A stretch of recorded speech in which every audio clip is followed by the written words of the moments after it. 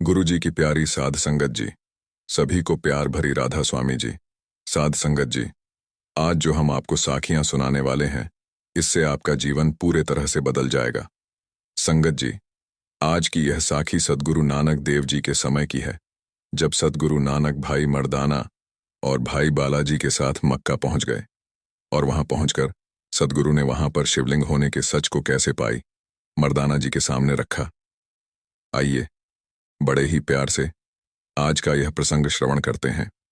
साध संगत जी, जब सद्गुरु नानक भाई मर्दाना और बालाजी के साथ मक्का पहुंच गए, वहां जाकर सद्गुरु नानक ने एक शब्द का उच्चारण किया और भाई मर्दाना जी ने रबाब छेड़ा, तो सद्गुरु नानक के मुख से निकले हुए शब्द को सुनकर आसपास के लोग बहुत प्रभावित हुए और उन्होंने यह माना कि यह कोई बहुत बड़े महात्मा हैं, कोई महापुरुष हैं। तो वहां पर भी सद्गुरु नानक की प्रसिद्धि बढ़ गई और बहुत लोग आप जी के पास अपनी भेंट लेकर आते हैं और संगत कर निहाल होते हैं। शब्द की धुन सुनकर वहां पर सभी निवासी, मक्का निवासी, हाजी सभी सद्गुरु नानक की ओर इकट्ठे हो गए और सद्गुरु नानक भाई मर्दाना को कहने लगे कि हे मर्दाने, जिसको देखने के लिए तू यहाँ आया है, जाकर उसको देख।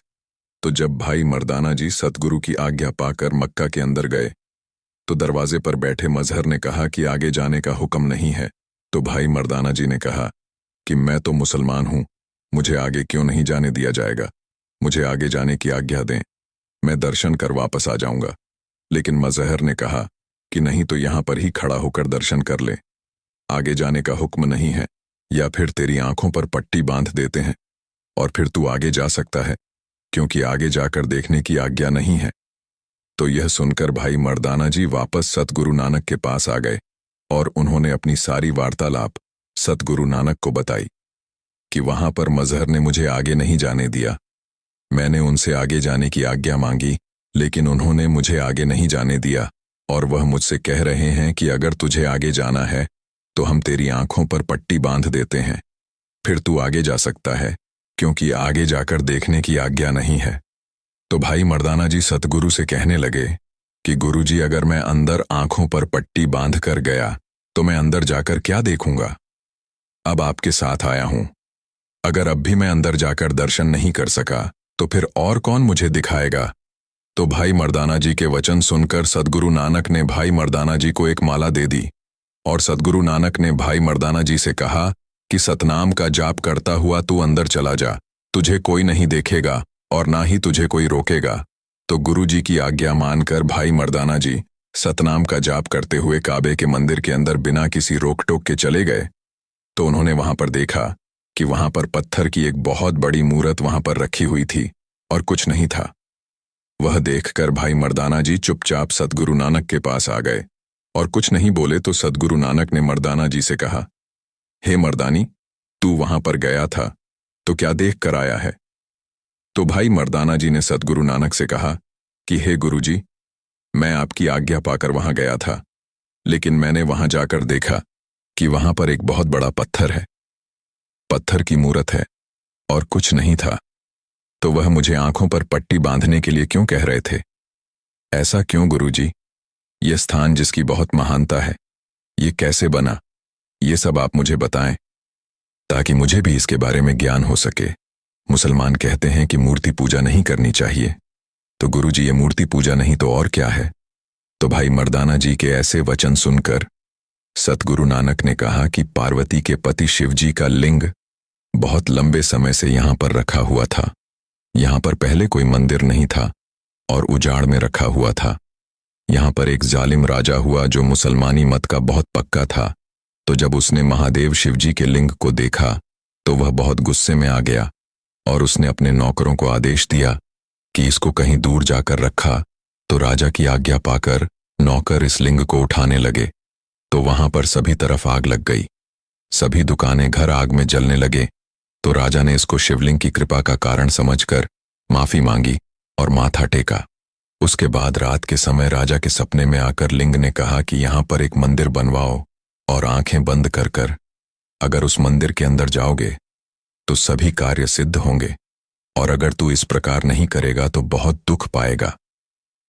तब राजा ने अगले दिन ही मंदिर के निर्माण का काम शुरू करवा दिया और मंदिर के संपूर्ण होते ही शिवलिंग को अंदर रख दिया।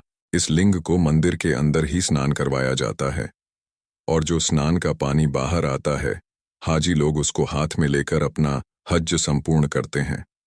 तो यह वचन सुनकर मर्दाना जी ने सद्गुरु नानक से कहा कि हे गुरु जी, जब मैं बिना पट्टी के अंदर गया था तो मैं अंधा क्यों नहीं हुआ, क्योंकि मैं तो बिना पट्टी के अंदर जाकर सब कुछ देख आया हूं। तो भाई मर्दाना जी के इस प्रश्न को सुनकर सद्गुरु नानक ने कहा कि तेरे ऊपर करतार की कृपा है, तेरा भ्रम निवृत्त हो चुका है। तो इस तरह दिन बीत गया। तो रात के समय सद्गुरु नानक काबे की तरफ पैर करके लेट गए। तो जब एक पहर रात रह गई तो जीवन मुल्ला, जो कि मंदिर के अंदर झादू मारने आया था, उसने सद्गुरु नानक को काबे की तरफ पैर करते हुए सोते हुए देखा।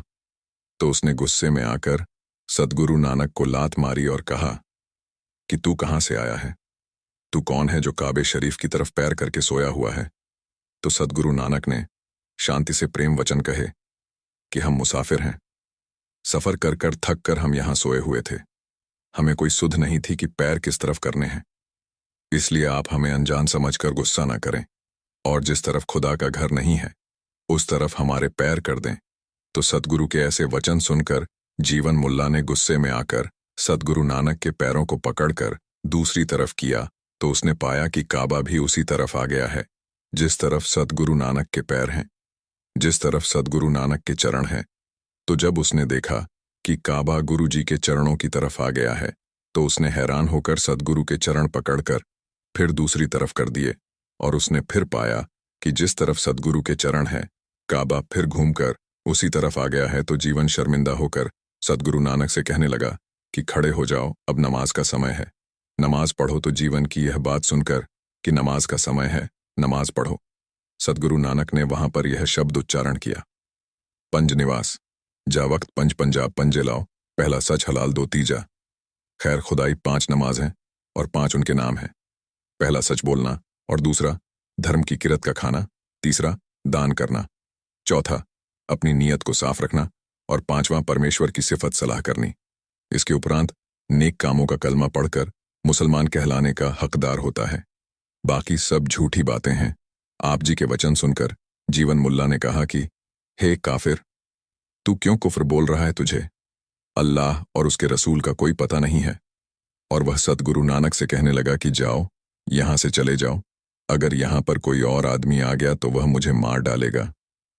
तूने भी तो हाजी जैसा कर लिया है, लेकिन हाजी जैसी बातें तुझे नहीं आती। तो इतनी देर में दिन हो गया और आसपास के लोग और मौलाना भी वहां पर इकट्ठे हो गए और उन्होंने जीवन मुल्ला से सभी वार्तालाप जानी और फिर सद्गुरु नानक से सवाल किया कि आप जी ने मक्का की तरफ पैर क्यों किए थे, क्योंकि कोई मुसलमान ऐसा नहीं कर सकता और नहीं करता। आप हिंदू हो या मुसलमान, आप कहां से आए हो। तो यह सुनकर सद्गुरु नानक ने वहां पर शब्द उच्चारण किया, मेहर मसीद सिदक मुसला, हक हलाल, कुरान सरम सुन्नत सील, रोजा हो मुसलमान, जिसका अर्थ है कि दया की मसीद, सिद्ध भरोसे का मसला, हक हलाल का खाना, कुरान, लज्जा सुन्नत, शीलता का रोजा रखें, तब मुसलमान होता है। तो यह वचन सुनकर रुकनुद्दीन काजी ने कहा कि आप खुदा को या उसके पैगंबरों को मानते हो या नहीं। तो सद्गुरु नानक ने कहा कि खुदा के दरबार के आगे बहुत पीर पैगंबर हैं जो हाथ जोड़कर खुदा के सामने खड़े हैं। उनकी गिनती कौन कर सकता है, क्योंकि वह बेअंत है। वह तो बोले भटकों की रहनुमाई करने आते हैं और भटकी हुई आत्माओं को सत्य का मार्ग दिखाकर, परमेश्वर का मार्ग दिखाकर उसकी दरगाह में निवास करते हैं। जो वादी होते हैं वह नरक को जाते हैं। तो ऐसे वचन सुनकर काजी और हाजी सद्गुरु नानक से पूछने लगे कि हिंदू बड़ा है या मुसलमान। तो यह सुनकर सद्गुरु नानक ने कहा कि हिंदू और मुसलमान दोनों के शरीर 5 तत्वों से ही बने हैं। आंख, नाक, कान, आप सभी के एक समान हैं, कोई भी किसी से भिन्न नहीं है। सभी एक समान दिखते हैं और सभी के अंदर एक जैसी प्रक्रिया हो रही है। लेकिन देश विदेशों के भेद के कारण मूर्ख लोग पाखंडी होकर एक दूसरे से झगड़ते हैं, लेकिन जो नाम के साथ अपनी लिव लगाते हैं उनको बहुत बढ़िया मिलती है। उनके साथ और भी संसार का उद्धार हो जाता है। फिर चाहे वह हिंदू हो या मुसलमान, अमल के बिना वह नरकों की तरफ जाते हैं। राम ही रहीम है, अल्लाह ही अकाल पुरख है, जिसको खुदा कहते हो वह ही एकाकार है। इनका मूर्ख लोग भेद नहीं जानते। और आपस में झगड़ते रहते हैं, तो सद्गुरु नानक के ऐसे वचन सुनकर वहां पर मौजूद काजी और हाजी सभी सद्गुरु नानक को खुदा का रूप समझकर उनके चरणों में गिर पड़े और विनती कर कर सद्गुरु नानक को कुछ समय वहां पर ही रखा।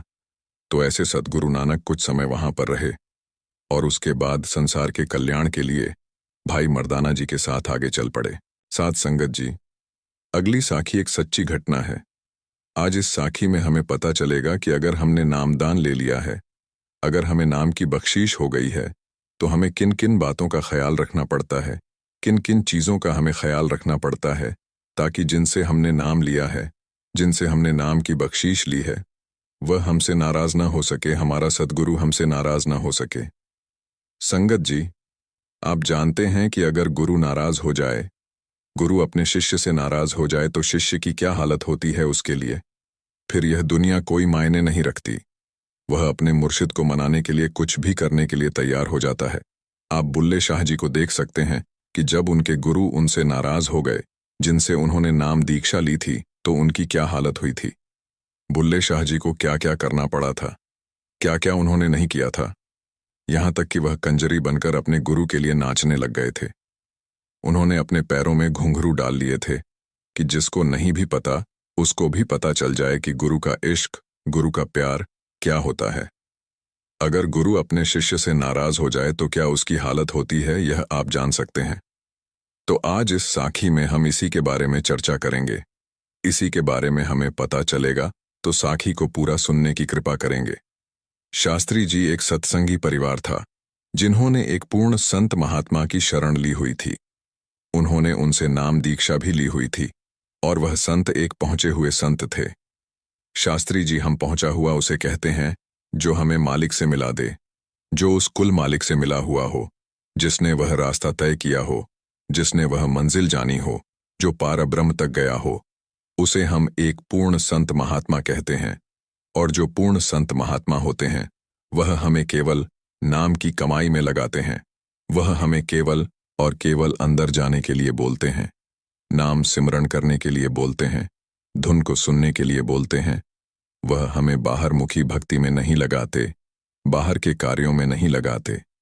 वह हमें अंदर जाने का उपदेश देते हैं, ज्यादा से ज्यादा भजन सिमरण करने का उपदेश देते हैं, ज्यादा से ज्यादा नाम की कमाई करने का हमें उपदेश देते हैं। उन्हें बाहर के कार्यों से कोई लेना देना नहीं होता। वह ज्यादा जोर अंदर की तरफ देते हैं ताकि जीव का अंदर उस कुल मालिक के साथ मिलाप हो जाए। जीव अंदर उस नाम रूपी धुन को सुन ले और उसमें मोहित होकर उस कुल मालिक में मिल जाए। यह एक पूर्ण संत महात्माओं की पहचान होती है कि वह अपने सत्संग में केवल नाम की चर्चा करते हैं, नाम के बारे में ही बताते हैं और कोई बातें नहीं करते। उनकी रहन सहन भी बहुत ही अलग होती है। शंकर जी ऐसे ही एक सत्संगी परिवार था, जिन्होंने एक पूर्ण संत महात्मा से नाम दीक्षा ली हुई थी। वह उनको कुल मालिक का रूप मानते थे और साथ ही साथ वह अन्य स्थानों की देवी देवताओं की पूजा भी करते थे और यह बात उनके गुरु जी को मालूम थी। शंकर जी जो एक पूर्ण संत महात्मा होता है, वह कभी भी किसी को बुरा नहीं कहता, कभी भी किसी को यह नहीं कहता कि तुम यह गलत कर रहे हो। वह तो कहते हैं कि जो जहां पर लगा है वह ठीक है, हम उसे गलत ठहरा नहीं सकते। जो जहां पर लगा है वह ठीक है, जो जिसकी पूजा कर रहा है वह ठीक है, क्योंकि जिसको मालिक ने अपने से मिलाना होता है, उस पर मालिक खुद अपनी कृपा करता है, खुद उसको वह समझ देता है, खुद उसको वह ज्ञान देता है। तो मालिक से मिलना यह तो उसकी कृपा से ही हो सकता है। और मालिक के नाम का ज्ञान, मालिक की भजन बंदगी का ज्ञान भी उसकी कृपा से ही होता है।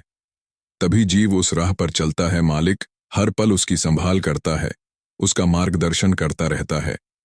लेकिन हम में से कुछ जीव होते हैं जो डूब जाते हैं, जिनको भरोसा नहीं होता, जिनका मन डोल जाता है। ऐसी परिस्थिति में अक्सर हम दूसरों के पास जाते हैं कि वह हमारी मदद करें।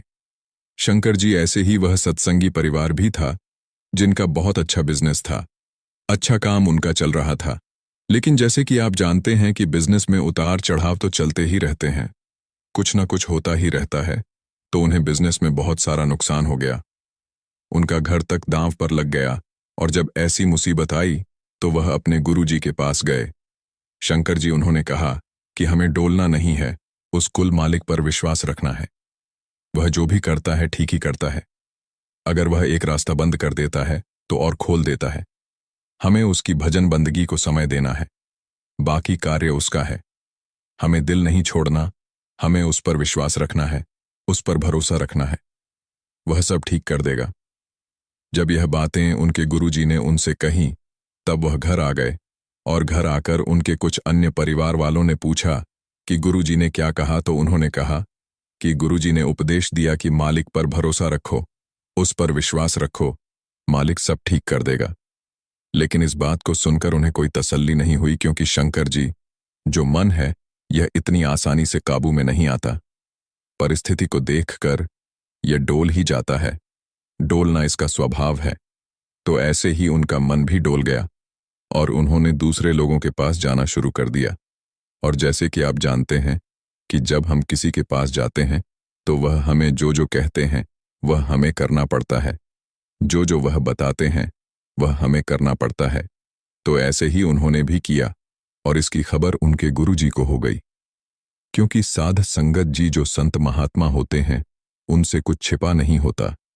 उन्हें पूरे ब्रह्मांड की खबर होती है कि कहां पर क्या हो रहा है, लेकिन वह चुप रहते हैं, कुछ बोलते नहीं। मालूम उन्हें सब होता है कि कहां पर क्या हो रहा है, किसके मन में क्या चल रहा है। तो ऐसे ही उन्हें खबर हो गई और वह मन ही मन मुस्कुराने लगे। शंकर जी, जब किसी का बाप इतना बड़ा हो, जब किसी का बाप राजा हो और उसके बच्चे भिखारियों की तरह भीख मांगी, तब बाप को कैसा लगता है? बाप के मन को ठेस तो पहुंचती ही है। बाप कभी नहीं चाहेगा कि उसके बच्चे दर दर भीख मांगे। वह तो चाहता है कि मेरे बच्चे मुझ पर विश्वास रखें, मेरे हुक्म में रहे, और धीरे धीरे वह सब ठीक कर देता है। लेकिन हम में से कुछ होते हैं जिनमें धैर्य नहीं होता, वह फिर ऐसे कार्यों में लग जाते हैं। तो जैसे जैसे उनको बताया जाता वह वैसे वैसे करने लगे। जब उन्होंने जैसे जैसे बोला गया सब कर दिया, तो कुछ दिनों बाद वह अपने सद्गुरु से मिलने उनके डेरे में गए। और जब वह वहां पर गए तो वह साधु संत महापुरुष धूप का आनंद ले रहे थे। सर्दियों का मौसम था, धूप बहुत ही अच्छी निकली थी और वह धूप का आनंद ले रहे थे। उनके डेरे में और कोई नहीं था। वह अक्सर हफ्ते में 1 या 2 बार शरीर की मालिश करवाया करते थे, क्योंकि शंकर जी उनकी भजन बंदगी इतनी थी कि वह घंटों बैठे रहते। दिन रात का कोई हिसाब नहीं होता। अगर मालिक की भजन बंदगी के लिए वह गए हैं तो पता नहीं कब लौट कर आएंगे, इसका कोई समय बताया नहीं जा सकता। सेवादार उनके लिए खाना रखकर चले जाते हैं, लेकिन खाना वैसे का वैसा पड़ा रहता है। लेकिन उनके बाहर आने की कोई खबर नहीं होती, तो संगत डेरे में जाती थी और बाहर से ही उनको नमस्कार कर कर आ जाती थी। लेकिन उस दिन सौभाग्य से गुरुजी धूप का आनंद ले रहे थे, तो उन्होंने उस परिवार के कुछ जीवों को अपने डेरे में सेवा में लगा दिया और उन्होंने बहुत ही प्यार से वहां पर सेवा की। परिवार के कुछ सदस्य गुरुजी की मालिश करने लग पड़े। शंकर जी उन्होंने मालिश करते वक्त देखा कि गुरुजी के पेट पर छाले पड़े हुए हैं। शंकर जी उनकी भक्ति इतनी थी, उनकी बैठक इतनी थी कि उनके पेट पर छाले पड़ जाते तो वह समझ गए कि गुरुजी की बैठक के कारण ही यह छाले पड़े हैं। तो जब उन्होंने गुरुजी की मालिश कर दी, तो जब शाम का समय हुआ तब सभी परिवार के सदस्य गुरुजी के पास आ गए और उन्होंने गुरुजी से घर जाने की आज्ञा ली। गुरुजी ने उस समय वहां पर कहा कि हमें डोलना नहीं चाहिए, लेकिन हम भूल जाते हैं। करना तो उस कुल मालिक ने ही है, जो भी करना है उसने ही करना है। हम जो मर्जी कर लें, लेकिन होना उसकी मौत से ही है। लेकिन फिर भी हम भूल जाते हैं। जब मालिक ने हमारी बाजू पकड़ी है, हमें अपनी शरण बख्शी है, तब हम फिर क्यों डोलते हैं? क्यों हम उसके बारे में नहीं रहते? जो भी देना है उसी ने देना है, देने वाला एक है। तो ये सब बातें सुनकर उनको पता चल गया कि गुरुजी हमें समझा रहे हैं और गुरुजी को पता चल गया है कि हमने क्या क्या किया है। तो उस परिवार के कुछ सदस्य तो रोने लग गए, गुरुजी की शरण में पड़ गए, गुरुजी के चरणों में पड़ गए और जोर जोर से रोने लगे कि हमें बख्श दो, हमें बख्श दो। और कहा कि गुरुजी, आप तो सब जानते हैं, आपसे क्या छुपा है? आप तो जानी जान हैं, आप अंतर्यामी हैं, लेकिन हम क्या करें? हम तो एक साधारण मनुष्य जीव हैं। मन हमारा वश में नहीं है, डोल जाता है। तो उस समय गुरुजी ने उन्हें आशीर्वाद दिया कि सब ठीक हो जाएगा, और उसके बाद उनका बिजनेस, जो एक प्रकार से खत्म ही हो गया था, वह धीरे धीरे ठीक होने लगा।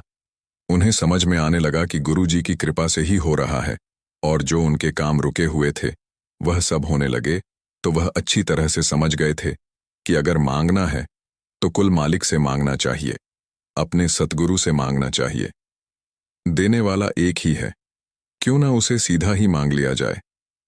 देना तो उसने ही है, जो भी देता है वही देता है। जैसे कि बाणी में आया है, दद्दा दाता एक है सबको देवनहार, और बाणी में यह भी फरमाया गया है कि वह मालिक तो हमें शुरू से ही देता आया है और देता आ रहा है। उसने देते देते हमें नहीं थकना, हमने लेते लेते थक जाना है। उसकी कृपा अपार है, उसके पास किसी चीज की कोई कमी नहीं है, तो हमें उसकी शरण लेनी चाहिए। जो भी हमारी अरदास विनती होती है उससे की जानी चाहिए, क्योंकि मुश्किल के समय बाप ही अपने बच्चों की सहायता करता है। साध संगत जी, हमें भी उस कुल मालिक की भजन बंदगी करनी है, उसके बारे में रहना है, रोजाना उसकी भजन बंदगी को समय देना है, अपनी हर मुश्किल उससे साझा करनी है और उस पर भरोसा रखना है, उस पर विश्वास रखना है, डोलना नहीं है। शंकर जी वह सब जानता है, उसको पता है कि मेरे बच्चे दुखी हैं, परेशान हैं, तो वह कोई ना कोई रास्ता निकाल ही देता है, मार्गदर्शन कर ही देता है। कोई भी बाप अपने बच्चों को दुखी देखकर खुश नहीं हो सकता, तो हमें भी उस पर भरोसा रखना है। वह हमारी पुकार सुनता ही सुनता है और हर पल हमारी संभाल करता है और करता आया है। संगत जी, इसी के साथ हम आपसे इजाजत लेते हैं। आगे मिलेंगे एक ऐसी ही रूहानी साखी और सत्संग के साथ। अगर आप ऐसी रूहानी साखी सुनना पसंद करते हैं तो आप इस चैनल को सब्सक्राइब कर लीजिए और साथ ही बेल आइकन पर भी प्रेस जरूर कर दीजिए, ताकि हम जैसे ही नई साखी या सत्संग अपलोड करेंगे उसकी नोटिफिकेशन आप तक पहुंच जाया करेगी। राधा स्वामी जी।